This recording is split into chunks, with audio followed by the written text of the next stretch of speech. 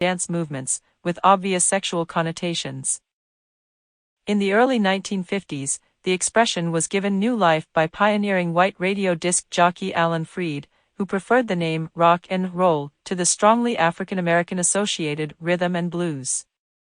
Freed disseminated early rock and roll through radio broadcasts, first in Cleveland and later in New York, as well as through concerts and dances that fostered racial integration. The demand for rock and roll was unprecedented, and as other stations incorporated the music into their formats, its songs became anthems of defiance for the radio-listening baby boomers. Furthermore, Freed's transmissions were rebroadcast in Europe, extending the genre's popularity to Great Britain and beyond. Figure 41. Little Richard, one of rock and roll's early stars. Along with Chuck Berry and Bo Diddley, he transformed early rhythm and blues into rock and roll. Copyright Bettman Corbis. The first great exponent of rock and roll was Elvis Presley. Presley began his musical career performing hillbilly music, singing gospel music in his Pentecostal church and listening to blues and jazz in the black section of Memphis, Tennessee. Elvis combined authentic genres of both black and white American musical traditions. Proof of this can be found on his first record, from July 1954, which features on one side, That's All Right, written by the black Mississippi bluesman Arthur, Big Boy, Crudup, and on the other, Blue Moon of Kentucky, by the white country bluegrass singer Bill Monroe. All told, Elvis scored an astonishing 149 hits on Billboard's Hot 100 pop chart. He reached iconic status around the globe not only because of the unmistakable sound of his rich, baritone voice, but also through his gyrating style of dancing, seen in numerous television broadcasts and in over 30 feature films. John Lennon's oft-quoted statement, "Before Elvis, there was nothing," is an intentional overstatement, but his words certainly ring true with regard to the explosive impact of Elvis and rock and roll around the world. The mature style of rock and roll was an amalgam of black rhythm and blues and a broad array of urban and rural influences, some African American, some white. The girl groups and a cappella doo-wop ensembles of the 1950s, for example, drew on African American gospel singing traditions. During that same decade, on the other hand, performers like the Everly Brothers contributed a country music sound, particularly evident in their close vocal harmonies. Although we might naturally assume that rock and roll artists wrote their own songs, the tunes were often composed by professional songsmiths working in the music industry, mainly in New York City. Moreover, some popular entertainers who emerged during this era offered mere dilutions of authentic African American sounds. Pat Boone, for example, a sanitized, white contemporary of Elvis, became famous by recording bland but broadly appealing versions of songs first composed and recorded by black musicians like Antoine Fats Domino and Little Richard Penniman. Figure 42. The King is Dead, Long Live the King. The hysteria surrounding Elvis has diminished only slightly since his death in 1977. His retrospective album Elvis 30 #1 Hits, released in 2002 on the 25th anniversary of his death, sold 1 million copies in the first month. Elvis's estate has generated more income than that of any deceased celebrity. Copyright Bettman Corbis. Figure 43. Although they were together for only a few short years, no pop group has ever equaled the Beatles' musical originality and stylistic variety. Each #1 tune was fresh and wildly different from the last. Copyright Bob Thomas Getty Images. After the arrival of the Beatles in the United States from England in February 1964, the full potential of teen music was realized. The music and personalities of John Lennon, Paul McCartney, George Harrison, and Ringo Starr had an unparalleled effect on the music and culture of the world. Having started out playing and recording covers, the Beatles soon developed an unprecedented ability to create original sounds and to compose in new styles. Along with their producer George Martin, these four musicians paved the way for experimentation both in songwriting and in studio recording. In 1967, they created the psychedelic Strawberry Fields Forever, a song that incorporated astoundingly innovative instrumentation aspects of musique concrete, and they released a short promotional film for the work that today is considered to be the first modern music video.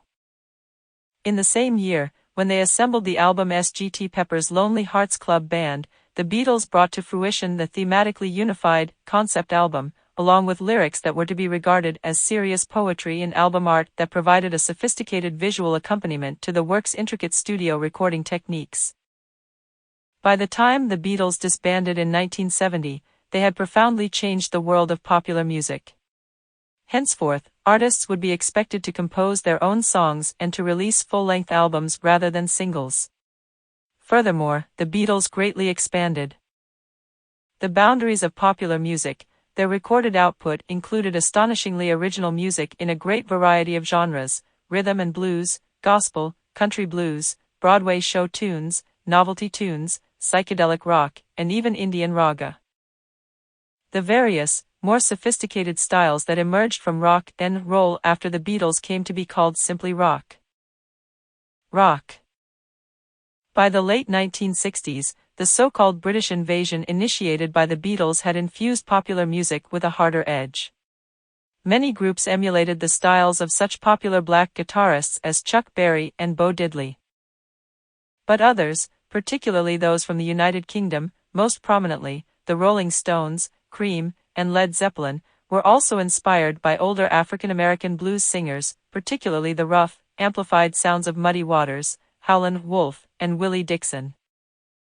The British invasion of the 1960s also revitalized popular music by bringing the sound of the electric guitar, sometimes featured in long improvisations or solos, to the forefront of rock. Perhaps the greatest figure of the early rock era was the African-American guitarist, singer, and songwriter Jimi Hendrix, who, like his contemporaries the Beatles, changed forever the range of possibilities for the rock artist. An icon of Lat.E.60s fashion, he remains unparalleled in the popular imagination for his unique performance antics, including setting fire to his guitar. Hendrix was arguably the most original, influential guitarist in rock history. He utilized a harmonic vocabulary that ranged from simple blues to complex chords and unusual intervals. His songwriting style extended from the crudely straightforward "Fire" to the eloquent poetry of Little Wing. Hendrix's most enduring legacy, however, was his genius in expanding the range of the amplified guitar.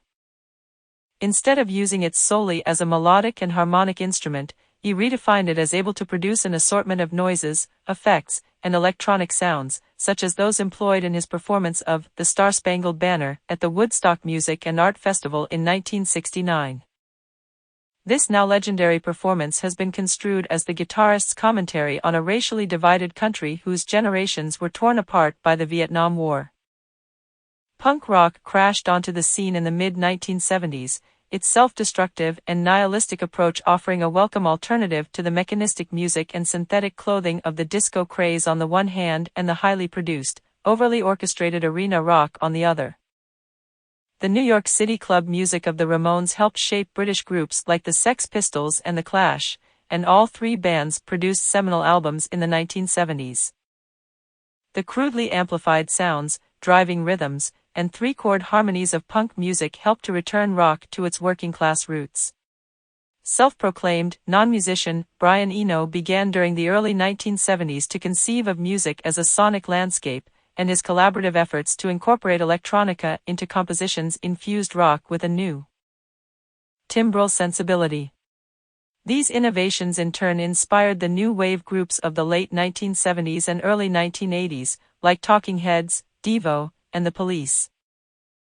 By the mid-1980s, the freshest rock sounds were emanating from Metallica and similar heavy metal bands that performed energetic, dissonant songs in somber, minor modes.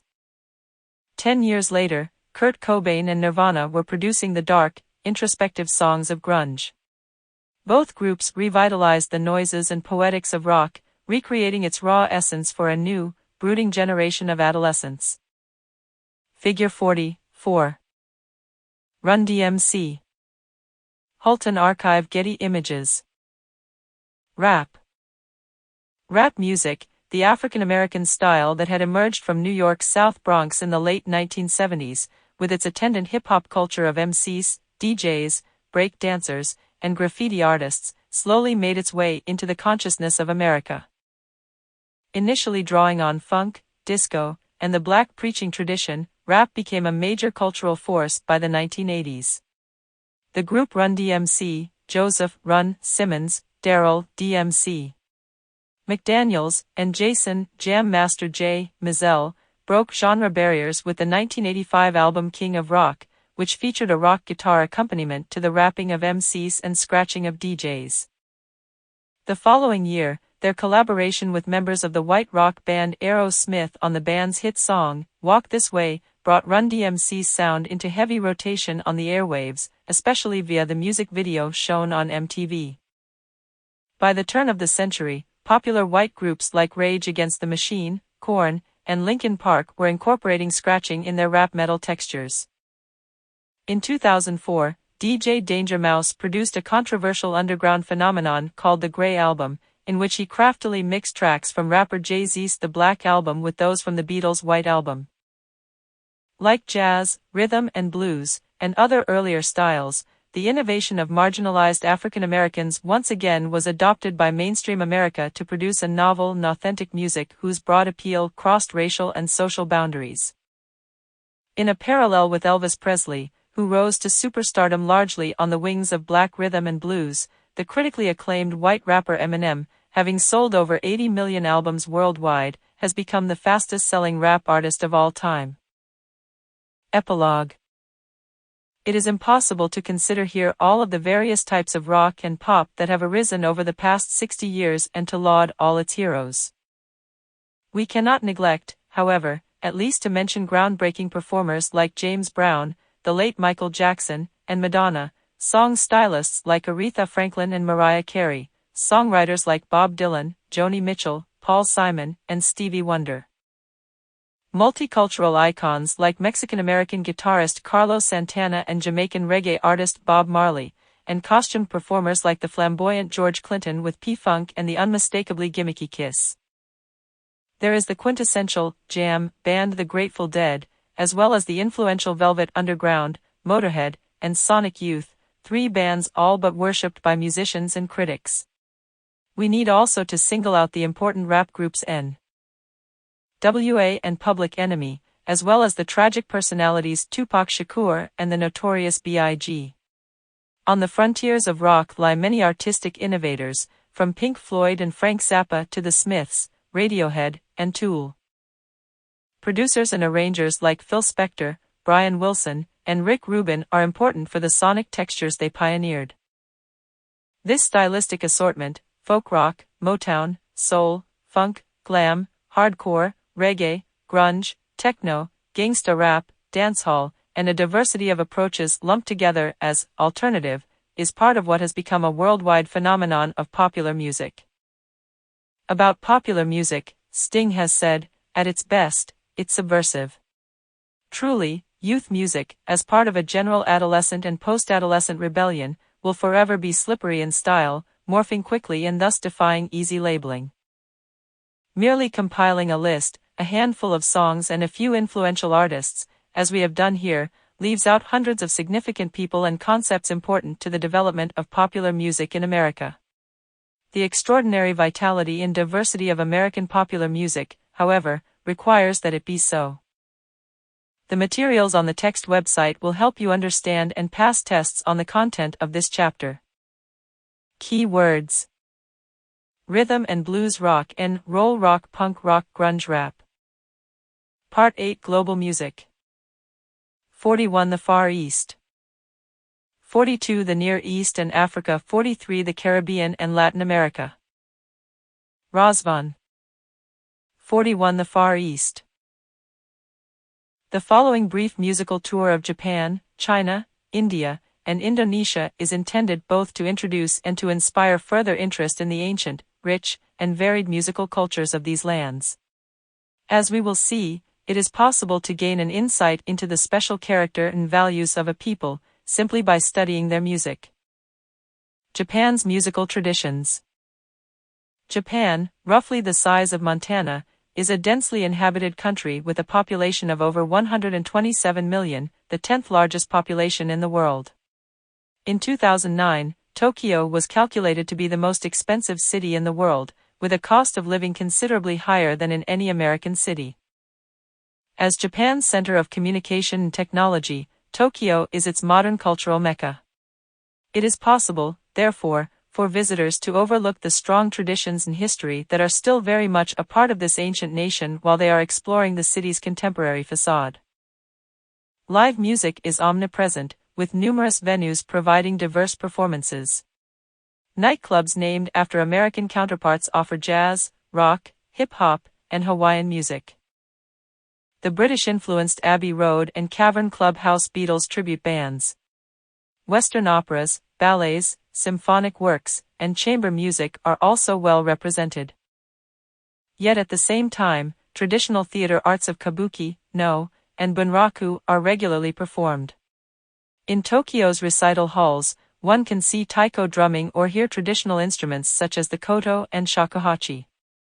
Japanese music is old, it is new, it is indigenous, and it is imported, but, mostly, Japanese music is everywhere. Figure 41.1. The Far East, the subcontinent of Asia, Southeast Asia, and the Pacific Rim. Elements of traditional Japanese music. One of the more essential elements of traditional Japanese music is called ma-ma, has various translations, including space, rest, and timing. In busy, noisy, modern Japan, ma is very important. Indeed, ma represents an important concept in all the Japanese arts, as well as Japanese religion.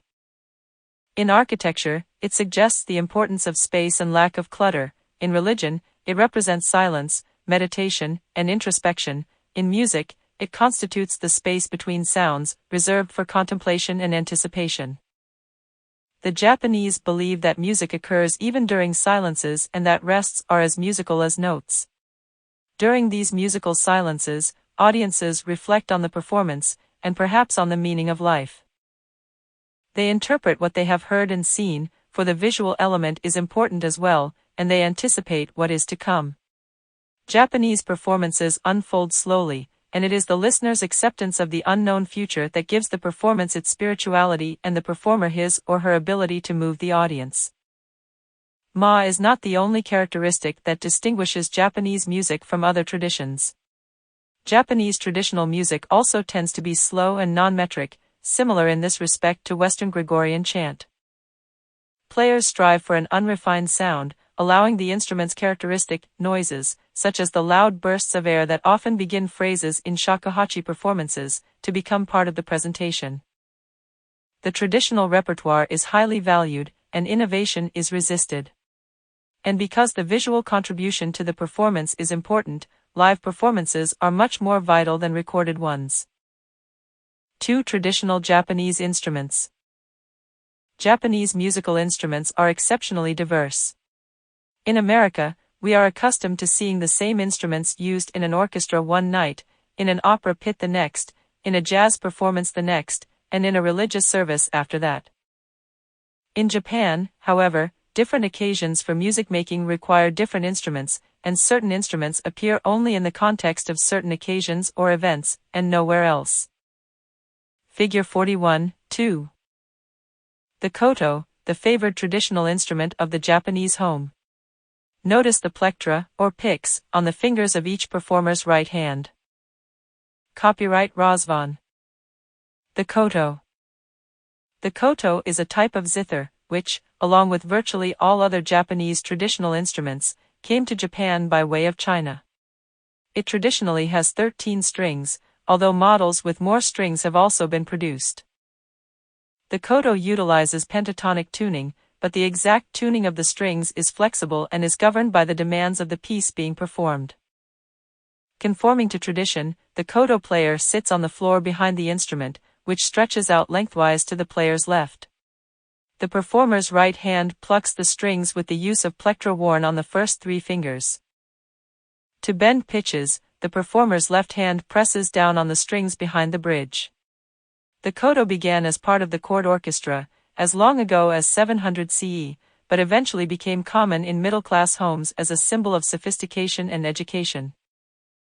It was particularly popular with young girls. During the latter half of the 20th century, the piano began to take the koto's place as the preferred household instrument, a sure sign of Western influence. Today the koto can be heard equally often as a solo instrument or as part of an ensemble, most notably with the shamisen and the shakuhachi. Figure 41, 3. Shakuhachi flutes being played by Kamiuso, wandering priests. Kamiuso traditionally wore woven straw hats that completely covered the head, supposedly removing the ego. Lebric music and arts. The shakuhachi. The shakuhachi is a vertically held bamboo flute with 4 holes in the front and a thumb hole in the back. The spread and growth of shakuhachi music must be credited to the Kamiuso, wandering priests who used the shakuhachi in the Zen practice of Suizen. As more people were introduced to the richness of the sound of the shakuhachi, interest grew, and many Kamiuso began teaching villagers their art. The shakuhachi thus soon became regarded as a more secular than sacred instrument. In the hands of a master, the shakuhachi is capable of staggering variances in dynamics, tone quality, pitch, and expression. Today the shakuhachi can be heard solo, as part of an ensemble with the shamisen and koto, and sometimes even in the context of Western jazz. The piece, Yamato Joshi, for solo shakuhachi, performed by Kifu Mitsuhashi, exemplifies many of the traditional characteristics of Japanese music. At first, the piece existed as oral music, passed down from master to pupil without musical notation. In this fashion, the composer Tani Kyachiku learned it under the title Darani. But through years of performing, subtle changes rendered the work unrecognizable even to Kyachiku's teacher. Because traditional Japanese music generally has a resistance to such changes, Kyachiku decided to rename the piece, in effect calling it a new work, in honor of the area in which the original piece first appeared, Yamato in Western Japan. As you follow the listening guide, notice all the subtle details of the performance. The piece is characteristically slow and non-metric. The length of the silences that separate the phrases varies throughout the piece. This adds to the anticipation felt by the audience, as the exact beginning of each phrase is unpredictable. The length of these silences will change from performance to performance as the instrumentalist gauges his or her audience and determines how long each silence should be to produce maximum effect. A Chinese melody for the ERHU. China will soon become the world's second greatest economic power. But China is also arguably the world's oldest and richest continuing civilization. Many of the inventions that altered the course of Western history, gunpowder, printing, paper, silk, the nautical compass, and the dictionary, for example, first appeared in China. China also has a musical history that extends back thousands of years. A mathematical theory for the generation of all musical pitches was known in the 3rd century BCE. Orchestras with 20 and more performers played at court during the Tang dynasty, and full-fledged opera developed during the Yuan period, centuries before it did in the West. Traditional Chinese music places far more emphasis on melody than on harmony. In China, the melodies are subtle and involve microtones and not possible on our modern keyboard. In general, the Chinese instruments that play these melodies are more natural than those in the West, meaning that the materials from which they are made are readily found in nature. The Chinese flute, for example, usually consists of a section of bamboo with air holes. Most distinctive among Chinese melodic instruments is the erhu. The player of the erhu passes the bow between the 2 fixed strings while twisting the instrument. A sound box, covered with snakeskin, helps the erhu to resonate with a vibrato-rich sound, a strange, veiled tone of great beauty. The special quality of Chinese melody can be heard in Erquin Yu by Hua Yanjun, known today simply as Abing. Abing was a blind street musician from the city of Wuxi, about 70 miles west of Shanghai, who played both the erhu and the pipa. Like almost all Chinese folk musicians, he worked without benefit of written music, playing and improvising by ear. Abing's music survives in large measure because he recorded 6 of his creations shortly before his death in 1950.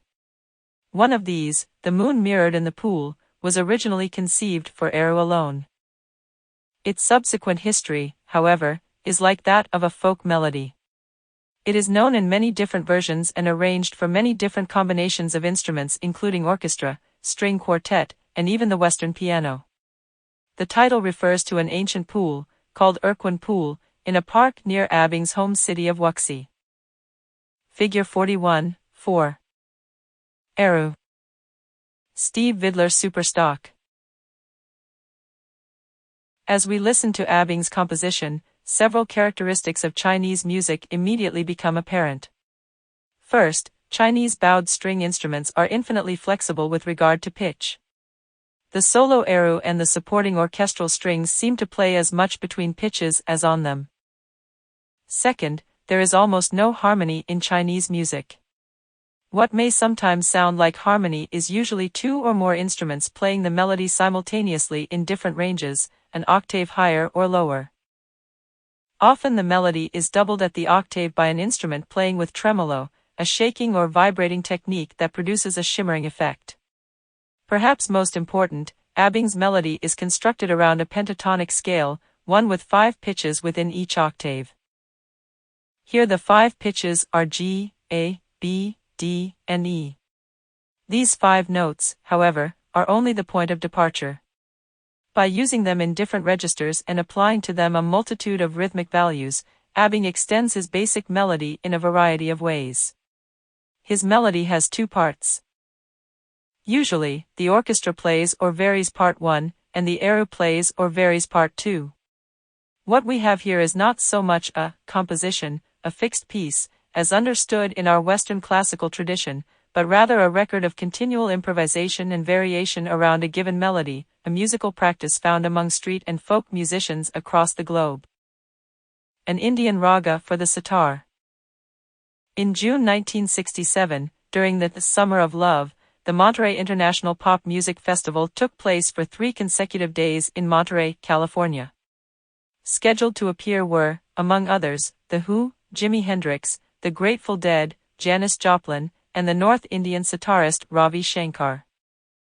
The producers of the festival were unsure as to how Shankar's music would be received. They scheduled him for Sunday afternoon, leaving the more popular evening slots for the more mainstream bands. Nobody knew what to expect.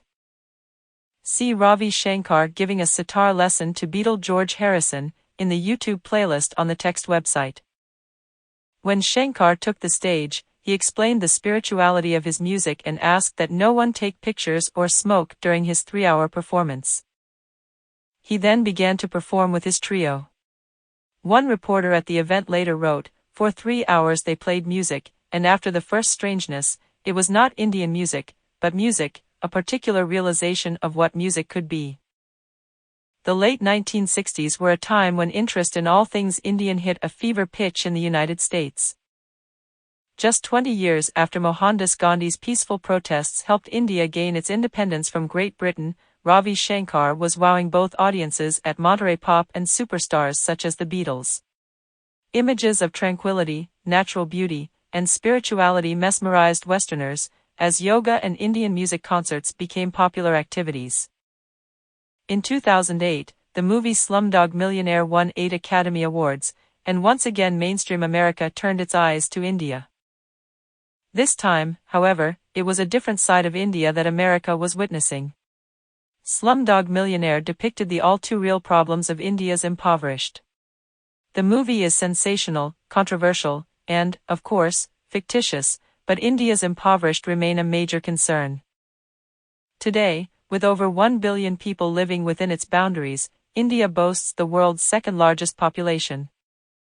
To put India's population in perspective, a country about 1/3 the size of the United States is home to almost 4 times the number of people, and thus has nearly 12 times the density.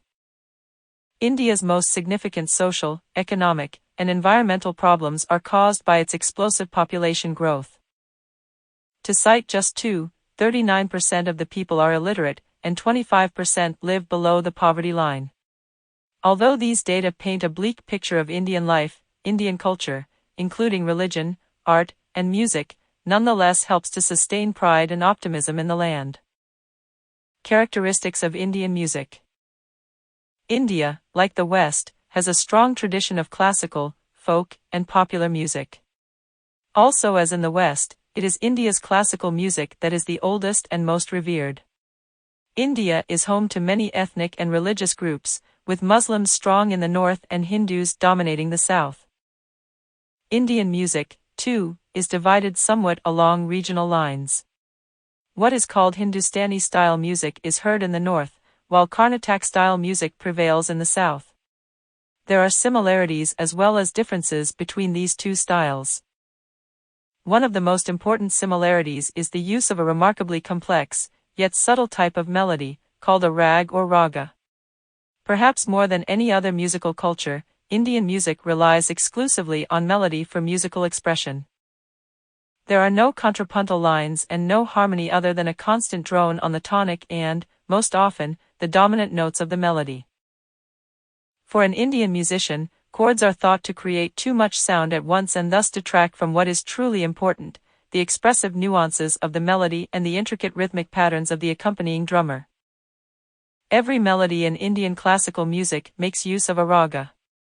Like our Western scale, a raga is a basic pattern of pitches. But it is more. Playing conventions of ragas sometimes require that different pitches are featured during the ascent than the descent. For example, Raga Bimpalasi is as follows. Ascent, B, C, E, F, G, B, C. Descent C, B, A, G, F, E, D, C. Notice that the ascent begins and ends on different pitches and that there are more notes in the descent. Ragas express feeling, the mood of the piece, and are generally appropriate only at certain times of day. The raga has been called the mystical expressive force at the heart of every Indian composition. Example 41:1.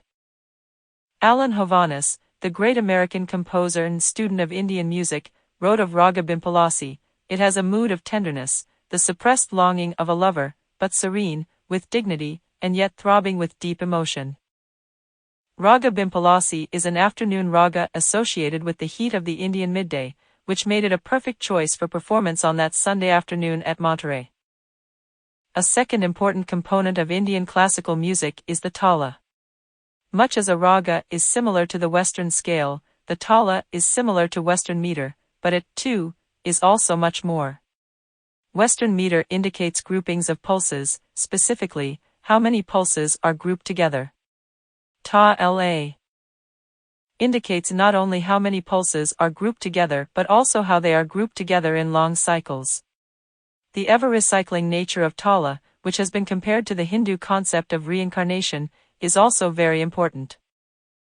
The performers, however, will often purposely de-emphasize this beat.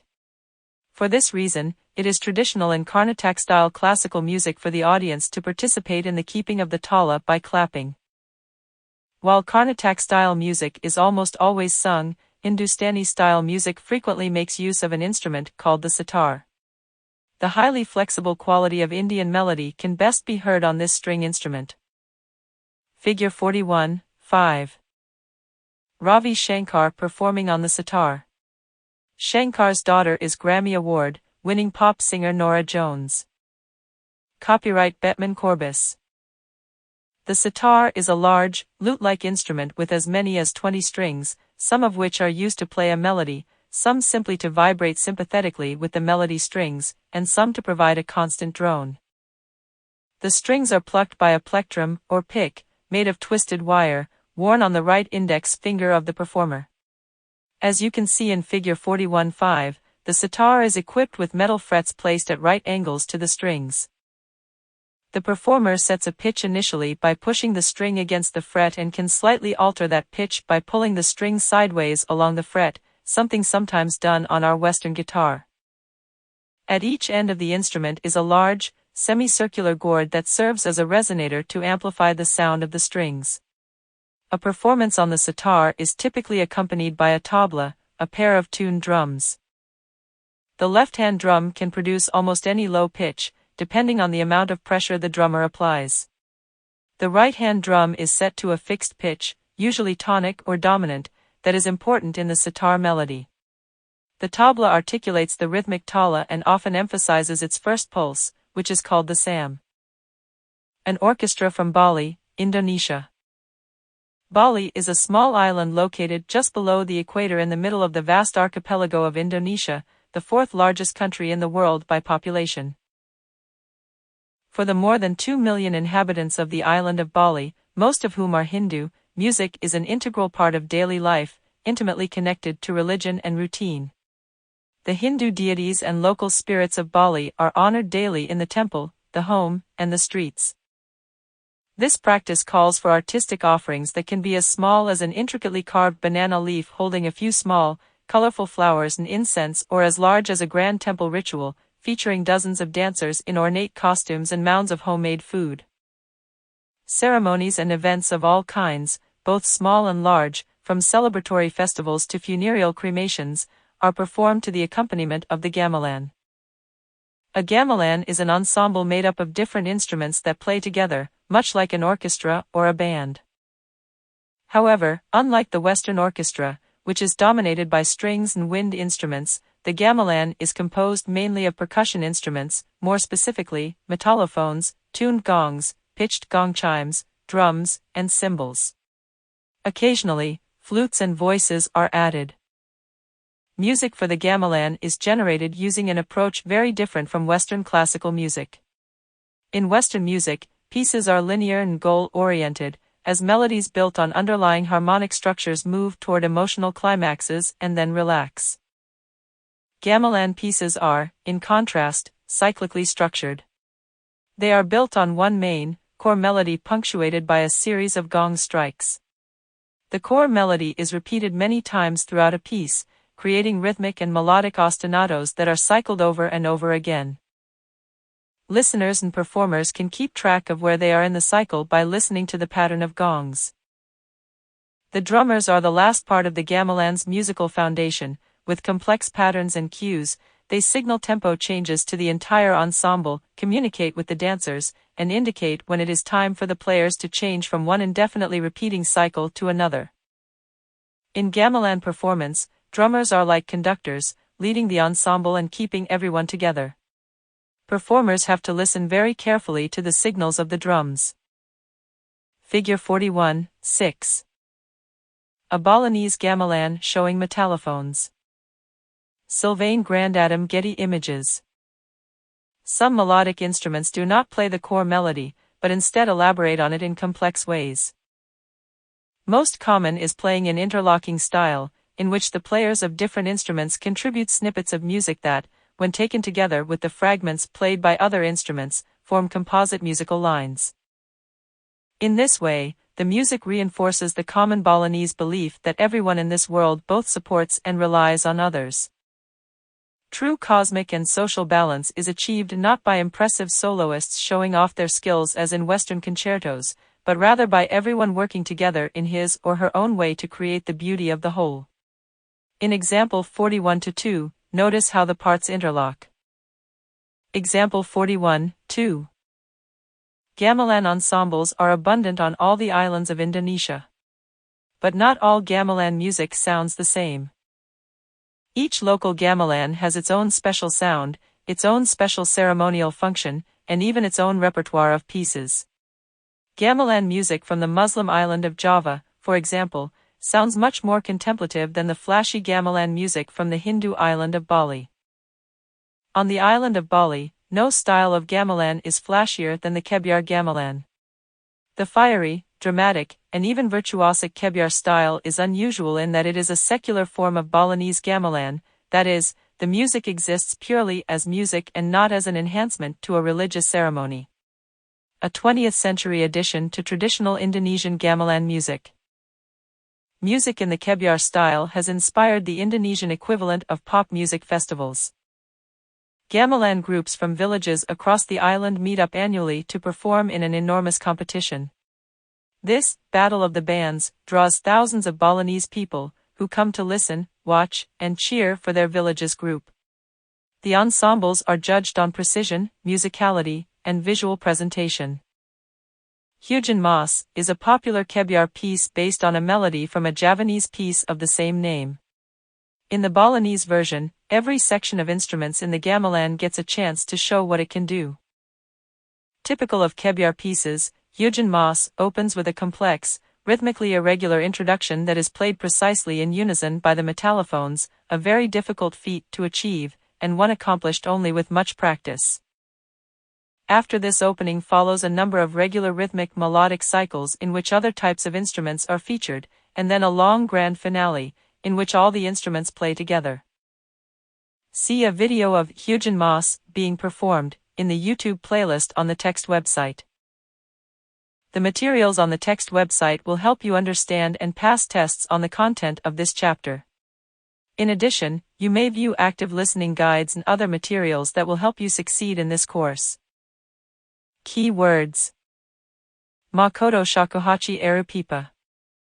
Hindustani style music, Carnatic style music, Raga, Tala, Sitar, Tabla, Sam, Gamelan, Metallophone, interlocking style, Kebyar.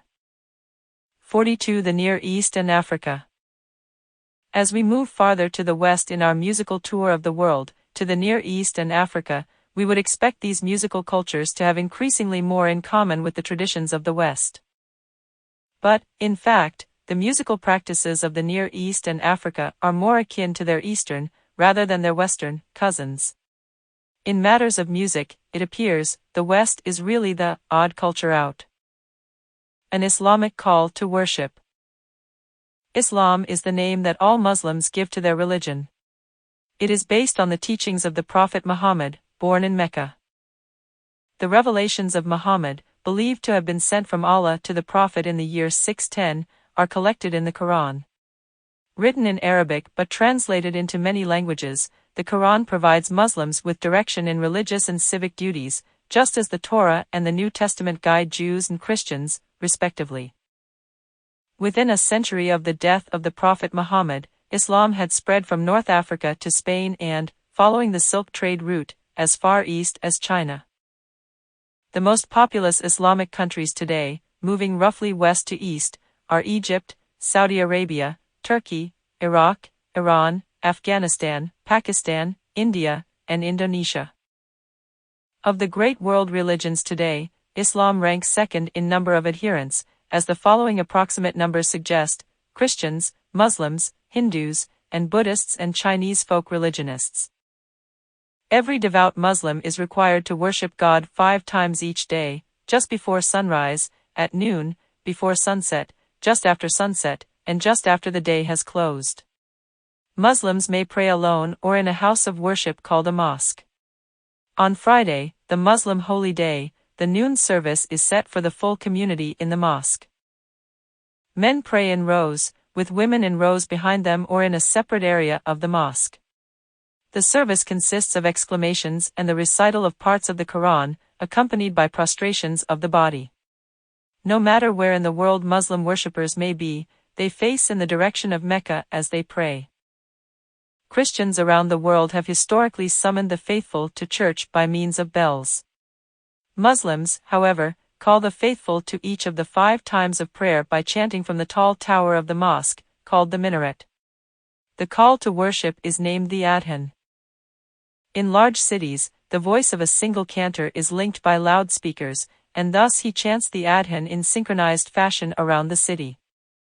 In nearly all Islamic countries, no matter what the native language, the call to worship is sung in Arabic, and the text is always the same.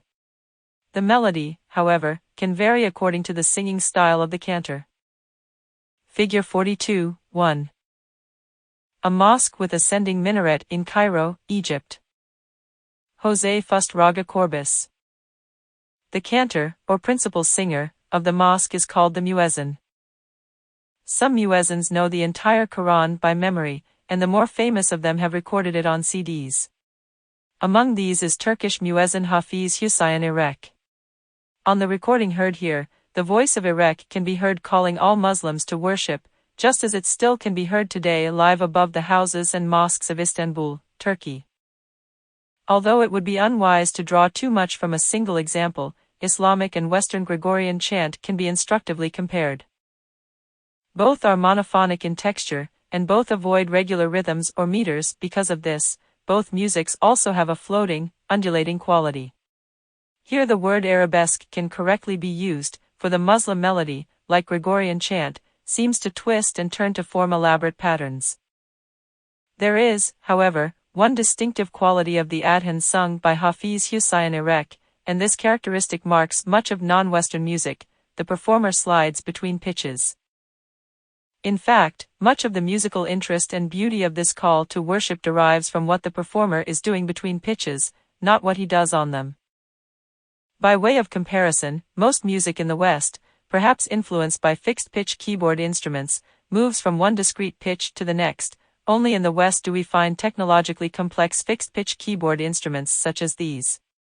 Similarly, the adhan is sung without notation, and only in the West do we rely on an intricate, precisely measured system for prescribing pitch and rhythm, the written musical score. The importance of technology in quantification in Western music suggests how it differs from the music of all other cultures around the world, where not only is rhythm treated more freely, but all the really important sounds occur between pitches. Jewish klezmer music. Every musical culture around the world, east to west, makes use of the octave. Its two similar-sounding pitches, one higher, the other lower, serve as poles at opposite ends of the scale. There is a natural acoustical reason for this: one string exactly half the size of another will produce a pitch an octave higher. Yet, as we have seen, Indian classical music sometimes has scales with only 6 pitches within the octave, while Chinese music often makes use of a pentatonic scale. Western classical and popular music divides the octave into 7 pitches.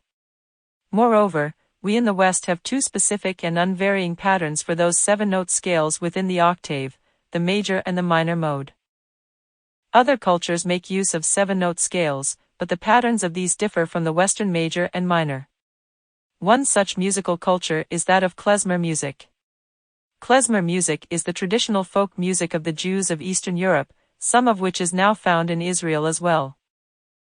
It dates back to at least the 17th century and originated in countries such as Poland, Romania, Russia, Lithuania, and the Ukraine. Usually, klezmer music is played by a small band, drawing on a variety of instruments including clarinet, trumpet, violin, accordion, and double bass, along with a singer. Some klezmer music is associated with Jewish religious rites, but most of it is heard at social events, particularly weddings. Although klezmer music, like the Jews themselves, was once threatened with extermination in Eastern Europe, it enjoyed a huge revival in the late 20th century, particularly in Western Europe, Israel, and the United States. Klezmer music has managed to survive, and indeed flourish, by adopting elements of Western popular music, specifically rock, funk, and jazz. Figure 42-2. Gregory Schechter and his klezmer band playing at the Royal Academy Chagall exhibition in front of paintings of klezmer music done in 1929 by Marc Chagall. Copyright John R. Rifkin Lebrick Music and Arts.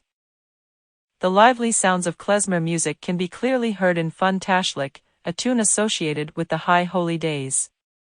On the Jewish New Year, Jews walk to the nearest sea, lake, or stream and symbolically wash away their sins by casting bread on the water. This ceremony is called Tashlich. Fun Tashlich means returning from the casting away of sin, for now it is time to dance and rejoice. This joyful tune is made up of 3 separate melodies.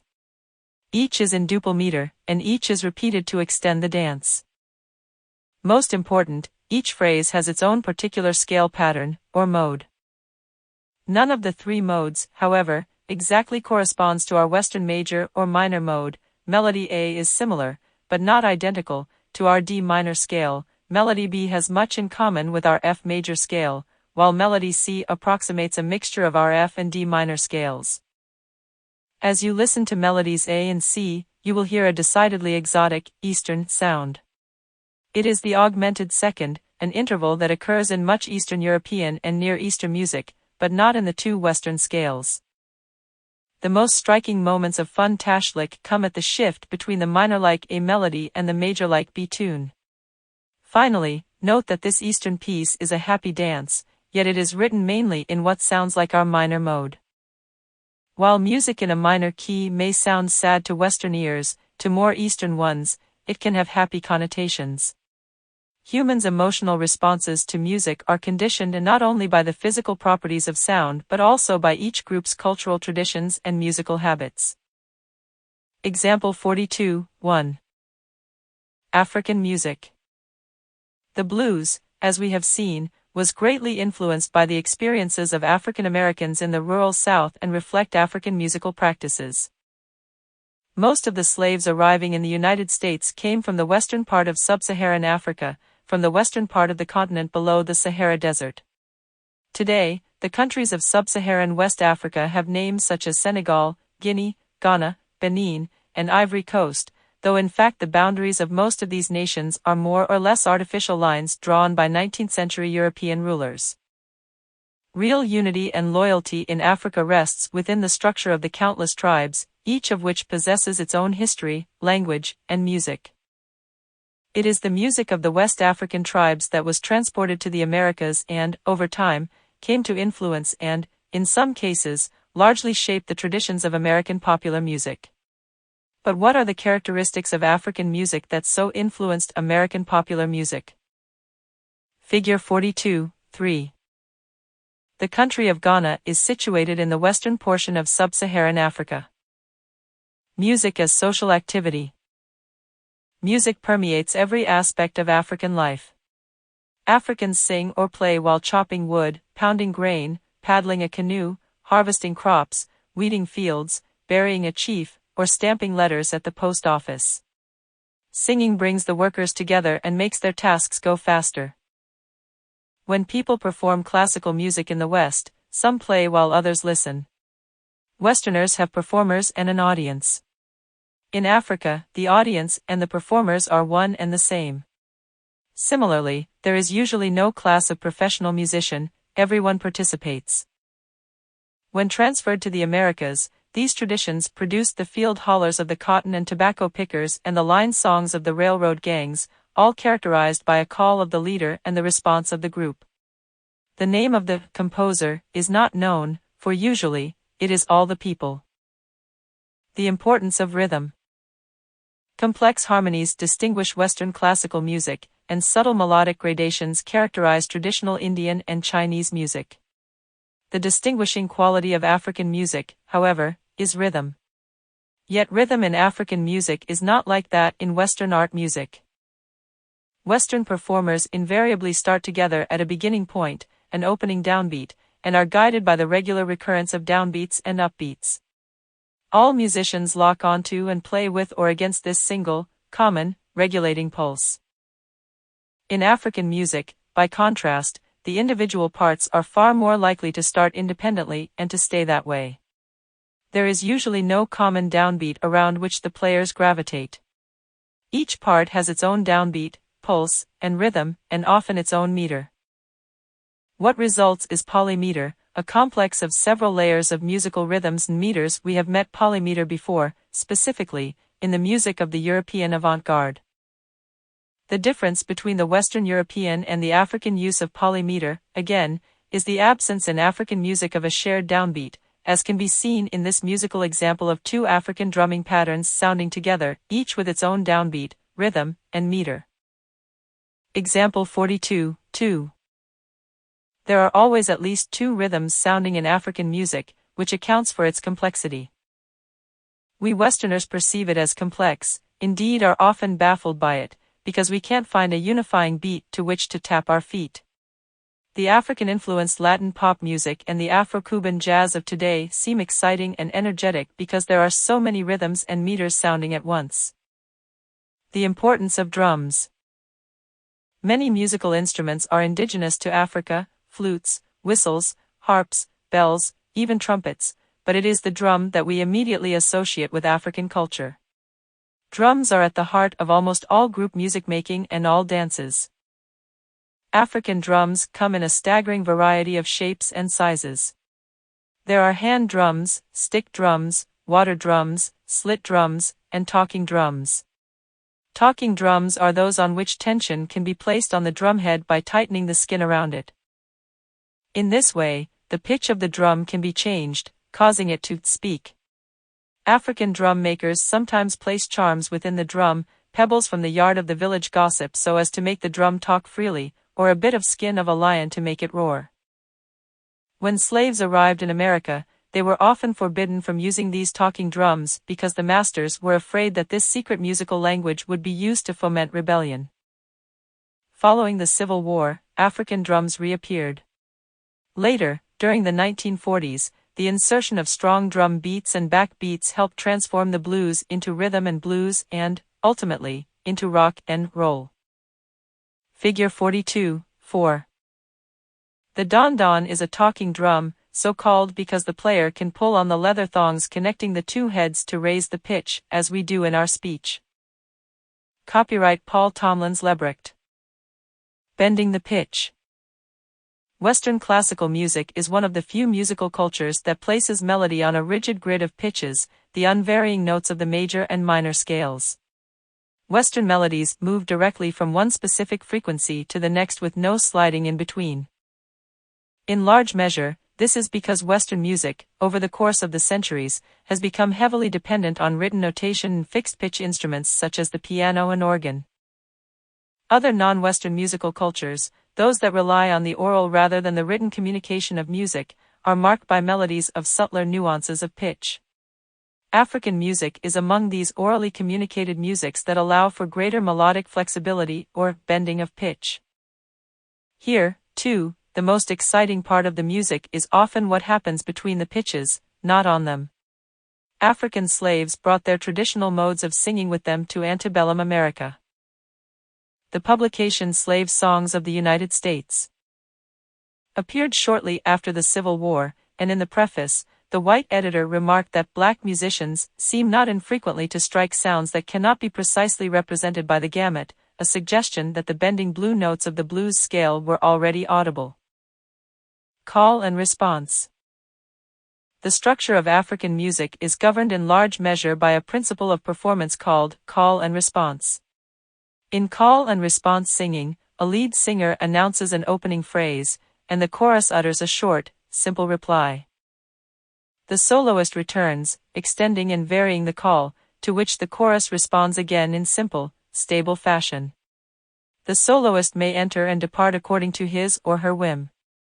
The chorus, however, responds at regular and predictable intervals. Instrumentalists can also engage in call and response. A master drummer, for example, can imitate a conversation with a chorus of subordinates.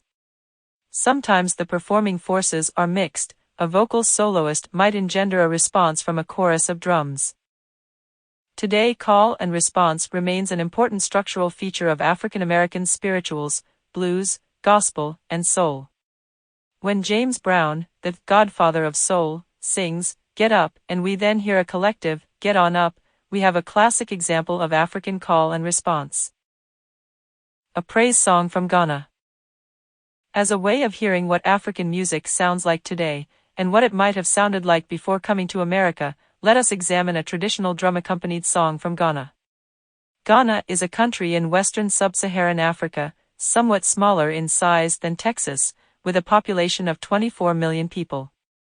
In its northeast corner lies a region called Dagomba, which supports a people called the Dagombas who speak a language called Dagbani, one of the 44 official languages of Ghana. The primary musical instruments of the Dagombas are drums, specifically, the don-don and the gongan. The don-don is a talking drum shaped like an hourglass, with heads at opposite ends. The gongan is a large, barrel-like drum that produces a deep tone. It can also create the rattle-like sound of a snare drum because a snare string is stretched across the upper part of the face of the drum. Both the don-don and the gongan can be struck with the hands or with a stick in a wrist-flicking motion. 5 or 6 don-dons and 1 or 2 gongans typically constitute the orchestra for dance music and praise songs in this region of Ghana. Figure 42.5. Men performing at the Kopia drumming village in Ghana. The player standing in the back is playing the gongan. Copyright Jacob Silverberg. Getty Images. Kajuan Kara is a praise song of the Dagombas, a song that tells the history of an important member of the tribe. Its structure is call and response. The vocals soloist relates the history of the honored figure while the chorus repeats the name of this esteemed ancestor, Kajuan Kara, throughout. The piece begins with don-don drummers manipulating their instruments to make them speak. Immediately thereafter, the gongans enter, recognizable by their snare rattle and deeper sound. The gongans play throughout the song, while the higher-pitched don-dons come and go. Whenever don-dons and gongans are heard together, complex polyrhythmic polymeter result. When gongans merely support the choral response, a rather simple rhythm in a clear duple meter emerges. Thus two musical conversations develop, one between the solo singer and chorus, and a second between the complex don-don, gongan mixture and the simpler rhythmic texture of the gongans alone. In the course of this short piece, the soloist's calls become more elaborate and exuberant, just as the drumming on the don-dons grows more excited. Conclusion: Western music, the odd culture out. Our brief exposure to 7 musical cultures around the world has shown how much they have in common and how very different they are from Western music, especially Western classical music. Today, as arguments about multiculturalism and globalism swirl around us, even such a cursory study of non-Western music suggests why this experience is important. Not only do we learn something about the music of other people by seeing what they do, we also see more clearly what we do. The importance of melody and rhythm, and the absence of harmony. Non-Western musics are marked by gradations and subtleties of pitch that are far more sophisticated than those in Western melodies, which tend to move directly from one well-defined pitch to the next.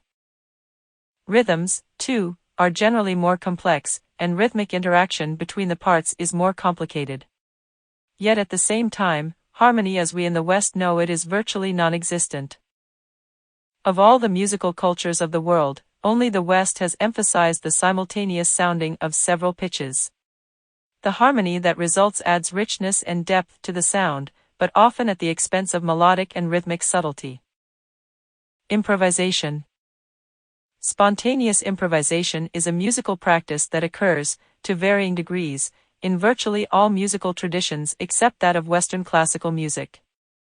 A singer of the Ashanti people in Ghana, Africa, is expected to vary a tribal song and add sections to it, just as the Indian sitar player is expected to ornament and extend a traditional raga, after years of patient study of the art of ornamentation. A performer's worth is measured in terms of his or her ability to create music that is new and imaginative within the confines of a traditional form. We in the West have a similar type of music, American jazz, but the strong emphasis on improvisation in jazz only serves to highlight that this style of music is African, not European, in its roots. Oral teaching and learning. Each of the 7 musical cultures explored in these chapters relies exclusively on oral transmission, not written notation, as the means by which to communicate music. The Indian guru will teach the secrets of the ragas to the young student by rote. The same is true of the master drummer of Ghana. The master explains and plays, the student imitates and practices, year after year. Composer and performer as one. The reliance on musical notation in Western classical music has given extraordinary powers of control and authority to the composer. He or she, like an architect, can dictate every small detail in the musical blueprint, and it is up to the carpenter to execute them.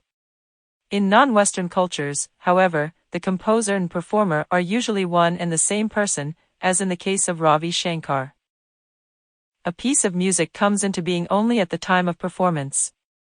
Similarly, there is no conductor in non-Western cultures, no one who directs but does not produce sound. Even in the large Balinese gamelan, where many instrumental parts have to be coordinated, the leader is one of the performers, usually one of the drummers. Music as community ritual. We in the West speak of a painting or a composition as a work of art. In other cultures, music is not a separate and distinct object.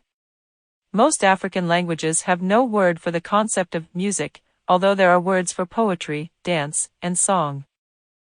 Music is thus inseparably bound up with poetry, dance, gesture, pantomime, and other means of expression. As such, it serves as a supporting medium to reaffirm the values of the community in daily work and play, and in special rituals. The music for one type of activity, just like the musical instruments for that activity, is almost never heard in the context of another. Religious music, for example, is played on sacred instruments as part of a religious rite. We in the West, by contrast, often take a sacred mass of Palestrina, Bach, Mozart, or Beethoven, separate it from all religious associations, and perform it as an abstract work of art in a concert hall. Concerts and audience response. Public performance of music in non-Western cultures occurs in a freer, more relaxed environment. In Africa, it is not uncommon to see a group of accomplished musicians surrounded by people who join in by singing, clapping, playing rattles, and dancing along. In Indian Hindustani music, tradition dictates that the audience supplies the Tala by quietly clapping. Interaction between the performers and the community is an important part of the music-making process. Prior to the 19th century, concerts in the West were similar to this freer, more interactive experience. Not until the Romantic era, when composers made a musical composition a revered work of art and the composer a genius, was the audience required to sit in respectful, meditative silence. Ultimately, this comparison of Western music and other musics around the globe shows how various societies think differently and hold different values. We can see clearly that we in the West have become a society of musical spectators rather than participants. We divorce the individual performers from the group experience. We value a single creator, a composer, who determines all elements of the musical composition. We have turned away from improvisation and spontaneous creativity, preferring instead precise planning and faithful duplication at the moment of performance. The work of art is given an exalted position, fixed in notation, and unalterable. It does not grow and evolve to reflect the changing tastes and desires of the community. Finally, unlike many of the other cultures around the globe, we have transformed what is at heart an oral and physical means of expression into one of visual relationships through heavy reliance on musical notation. More recently, with the advent of the computer and digital downloads, we have replaced live music with MP3 files. Perhaps only when we sing and dance at a pop music concert do we engage in music making as it occurs almost everywhere else around the globe. The materials on the text website will help you understand and pass tests on the content of this chapter. In addition, you may view active listening guides and other materials that will help you succeed in this course. Key words: Quran Mosque Minaret Adhan Muezzin Klezmer Music Talking Drum Call and Response Don Don Gongan. 43 The Caribbean and Latin America. In this last chapter, we go south of the traditional terrain of Western music to visit the Caribbean and Latin America, where we hear a melding of Western and non-Western sounds. The challenge for the sensitive listener is tease out which is which. African roots of Caribbean music. The Caribbean is home to a variety of exuberant musicians and musical traditions. Many of these have influenced music in North America, the Latin-themed big bands that came to the United States at mid-20th century, the ska groups that enjoyed popularity in the 1980s and 1990s, and the reggae, rap, and hip-hop artists of recent years. It is no exaggeration to say that much of today's popular music is built on the music of the Caribbean, but this Caribbean music, in turn, was built largely on the traditions of Africa. Because the Caribbean islands are so numerous, and their individual histories so varied, it is difficult to make broad generalizations about the music of this region. But the history of the Caribbean has made it a uniquely fertile ground for certain kinds of modern musical developments. Beginning in the late 15th century, multiple waves of Europeans, from Spain, France, England, and Holland, migrated to the islands, each group bringing its own language and culture. Then, from the 17th to 19th centuries, the colonists imported slaves, mainly from the western coast of Africa, who brought with them their own musical traditions. These fused with those of the Europeans to create new genres, each shaped by the slaves' regional traditions and the degree to which the Europeans encouraged or suppressed these African practices. Finally, in the past century, as U.S. cultural and economic influence extended south of the border, American popular genres such as jazz and rock and roll moved into the Caribbean as well. But musically speaking, popular influence has moved mostly south to north, from the Caribbean to the United States, as we see in genres such as reggae, salsa, and samba. Although the islands may be geographically small, the appeal of their music is extraordinarily far-reaching. Cuba's rich musical heritage. No Caribbean island better exemplifies the rich mixture of African and European musical elements than the island nation of Cuba. A mere 90 miles off the southern tip of Florida, Cuba has provided the global music scene with a wealth of material. One factor that accounts for this richness is the unusual profile of Cuba's population. Unlike many of its neighbors, Cuba has about equal numbers of blacks, mulattoes, and indigenous groups. As a result, many of its contributions to today's dance music have arisen from a fusion of equals, which likely could not have taken place anywhere else. But before we can understand how Cuban music has transformed contemporary dance music, we must look briefly at earlier Cuban music, to see how elements of different cultures were preserved and transformed when brought to the island. To see a demonstration of bata drumming, go to the YouTube playlist on the text website. The basis of Cuban music was supplied by the early Spanish colonists, who brought with them dance forms such as the bolero, a slow, sultry dance in triple meter, best known today by the piece titled simply Bolero by French composer Maurice Ravel. The evocative duple meter habanera also came from Spain but received distinctive treatment in Cuba. As we've seen, the very word habanera means the thing from Havana. Although perhaps best known to us in the dance song Habanera from Bizet's Carmen, Maurice Ravel also created a stylized habanera for his Rhapsody Espagnole, which can be found on 5/8. To understand why people get excited about Son Cubano, listen to Buena Vista Social Club, Chon Chon, in the YouTube playlist on the text website. The international sensation Buena Vista Social Club was founded by bassist Orlando Cacciato Lopez, nephew of Cachao. African influences on today's Cuban music can most clearly be heard in the bata drumming of the Afro-Cuban Santeria religion, as well as in a dance called the rumba. Like many other religions that emerged in colonized countries, Santeria is a syncretic or combinative one. Its key feature is the fusion of elements of Roman Catholicism, brought over by the Spanish, with West African culture following the importation of slaves. In the religious ceremonies of Santeria, music plays an important role, one energized by bata drumming, a practice rooted in West African traditions.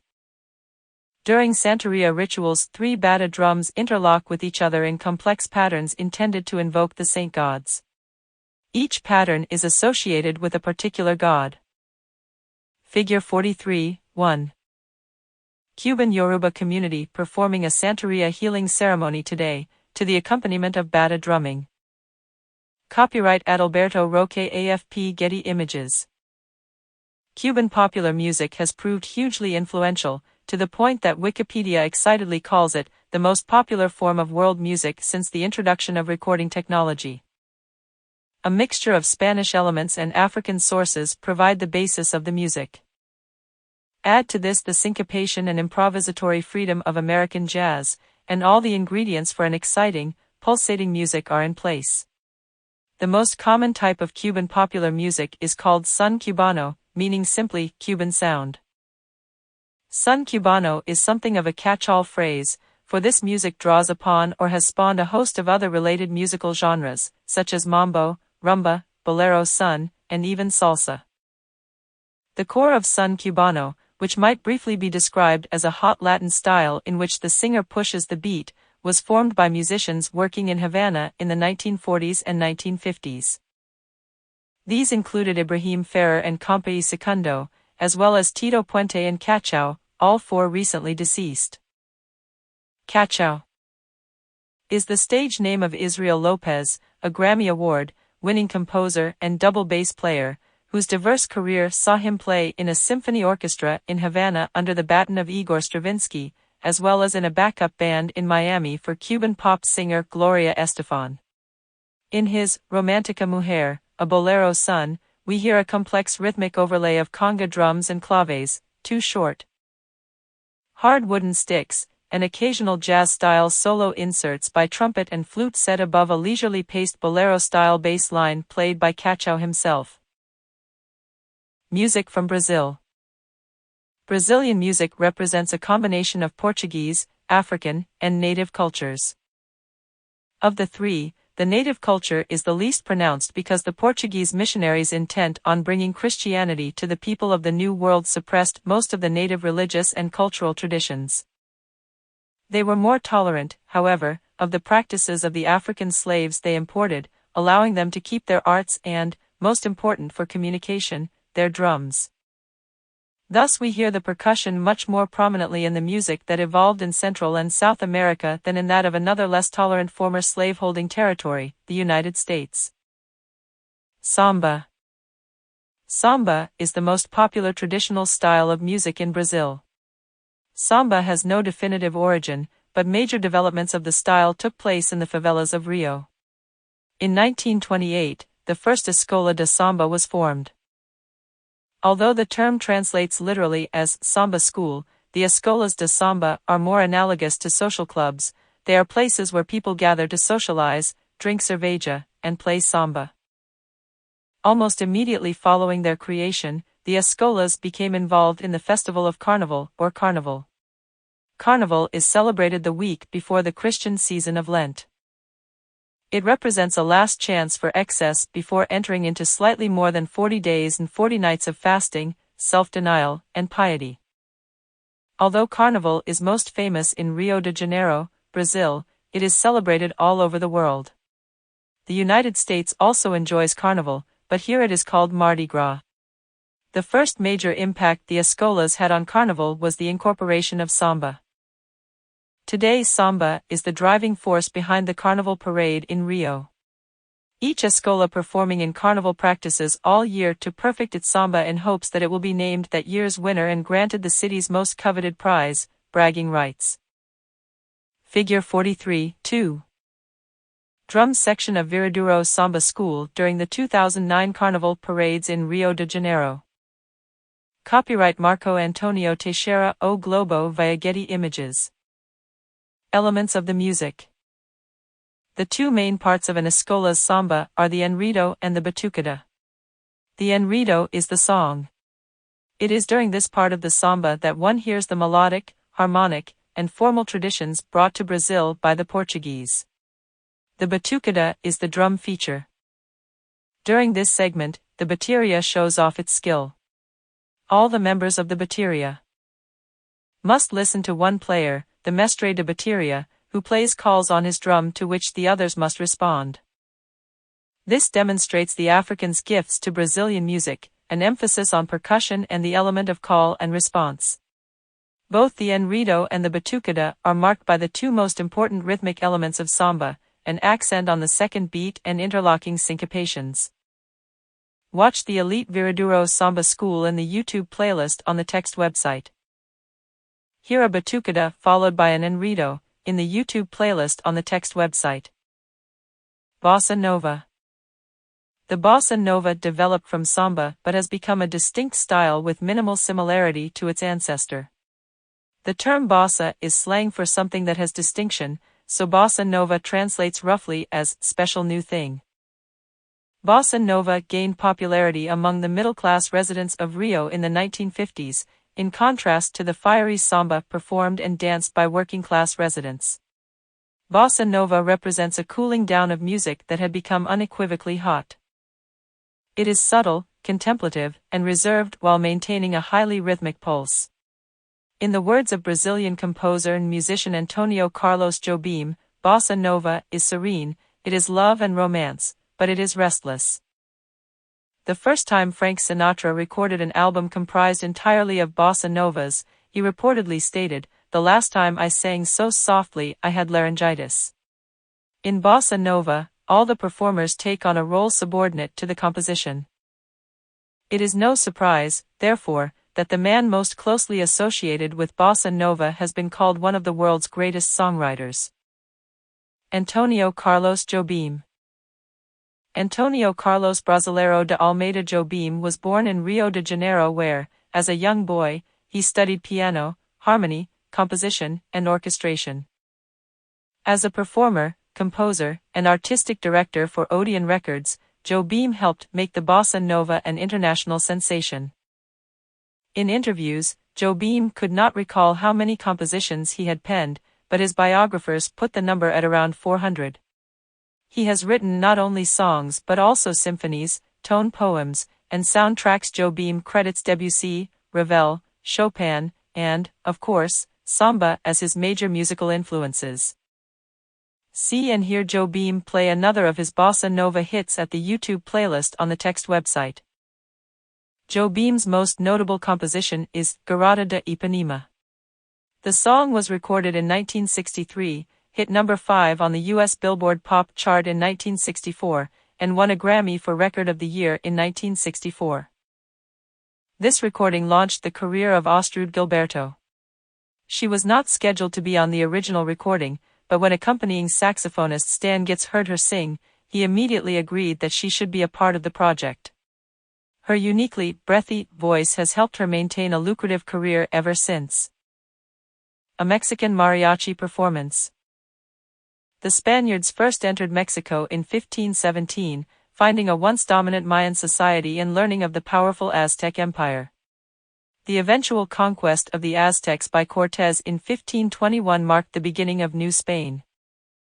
Soon missionaries began arriving in Mexico to convert the natives to Christianity. Over the next 3 centuries, the Roman Catholic Church grew to become Mexico's wealthiest and most influential organization. Mexico ultimately declared its independence from Spain on September 16, 1810. Although much of Mexico's history has been marked by strife between the native people and the colonizing Spaniards, the influence of these diverse cultures is apparent in traditional and contemporary Mexican art, literature, and music. For centuries, Mexico has produced prominent composers including Sister Juana Inés de la Cruz, whose essays, plays, sonnets, and songs brought her international notice, Carlos Chavez, an internationally renowned composer, conductor, lecturer, and author, Juan Gabriel, a 6-time Grammy nominee, and Carlos Santana, voted by Rolling Stone number 15 among the 100 all-time great rock guitarists. Common instruments. The marimba. The marimba is a percussion instrument similar in construction to the xylophone. Both are tonal instruments comprised of wooden bars suspended above a frame with resonators. However, marimbas are generally much larger, have a wider range, and have much bigger bars and resonators. The xylophone has a bright sound, whereas the marimba sounds more mellow. An instrument of African or perhaps Mayan origins, the marimba still survives as a folk instrument, especially in Chiapas, the southernmost state of Mexico, but it is also heard in jazz ensembles, and occasionally even as a novelty instrument in rock bands. Here an example of contemporary Chiapan marimba playing in the YouTube playlist on the text website. The guitaran. The guitaran is a large, 6-stringed, bowl-backed guitar that supplies the bass notes for the mariachi ensemble.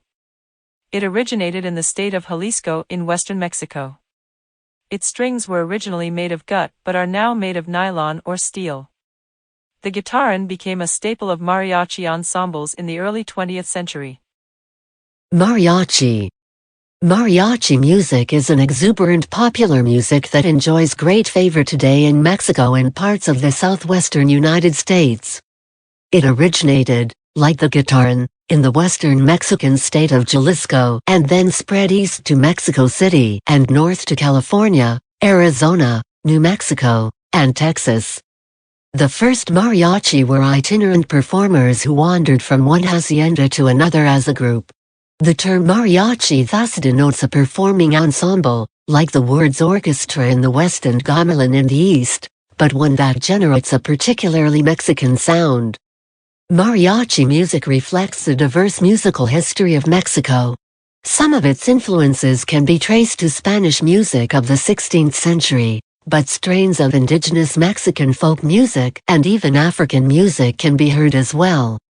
The instrumental core of mariachi music is formed by string instruments brought to Mexico by the Spaniards, violins, guitars, and harp. During the early 20th century, trumpets were added, and the harp was replaced, or supplemented, by the guitar.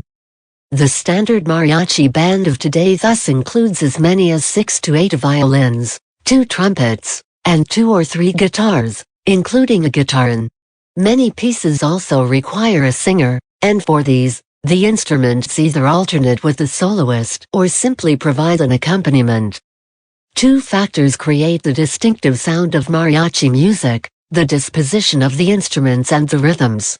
The sweet-sounding violins, often playing in close harmony at the interval of a third, alternate with the brilliant-sounding trumpets in presenting the melody. The guitars provide the supporting accompaniment and, equally important, set the rhythms. Rhythm in mariachi music is both strong and disruptive. At first, the players set a clear meter, either duple or triple, only to upset it suddenly by heavy and continuous syncopation that temporarily sets up a conflicting meter. It is this metrical uncertainty that creates the genre's exciting, infectious mood. Originally, mariachi music was not merely played and sung but also danced, with the dancers driving the heels of their shoes or boots into a wooden floor to emphasize the rhythmic patterns and metrical shifts.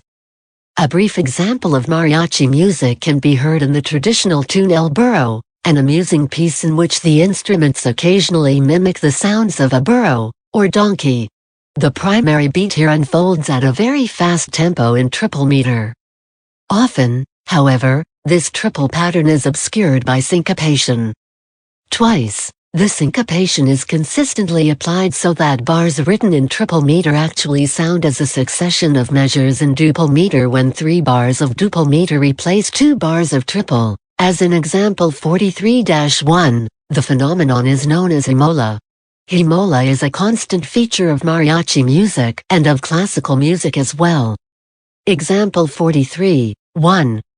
The ensemble performing El Burro is Mariachi Cobra, which was first formed in Tucson, Arizona, in 1971, and continues to perform today from California to Florida. Although El Burro was arranged and written down in the 1930s by Silvestre Vargas and Ruben Fuentes, it is a traditional song. Its musical fabric is a patchwork of phrases widely found in unwritten Mexican popular music. There are no Bachs or Beethovens in the world of mariachi. This is folk music that derives from the heart of all people of Mexican origin. The spirited, exuberant cries, gritos, often heard in a performance form part of the experience. Figure 43-3. Mariachi Cobra. Although the group travels regularly throughout the United States, its performing base is at Walt Disney World Epcot Center, Mexican Pavilion. Courtesy Mariachi Cobra. Today mariachi music is performed at weddings, baptisms, birthdays, and various other social gatherings, wherever a good time is to be had. Equally important, in the southwestern United States, mariachi enjoys a growing place in the formal school curriculum, replacing chorus and marching band as a music elective. More than 500 public schools in this region now have classes in mariachi as a way of teaching the fundamentals of music, as well as maintaining an important part of the Mexican cultural heritage.